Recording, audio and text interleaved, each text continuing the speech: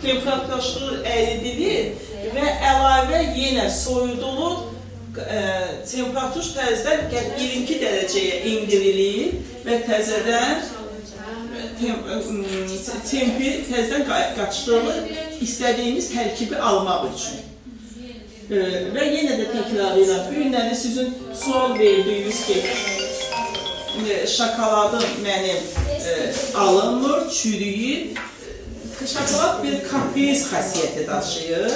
Onun yenə də təkrarlayıram ki, bir mühiti var ki, otaq temperaturumuzdur, istifadə elədiyimiz qabların dərinliyi, nazikliyidir. Dəmir qabların ən naziyində, dəmir qabların ən naziyində şokolad əldə edilməlidir. Onun qabının biraz qalın olması, şokoladı məntiqlə fikirləşək ki, qab qalındır, şokoladı tərkibində saxlayır, istiliyin saxlayır və onun temperaturunun artıb azalmasında çürüməsi əmələ gəlir.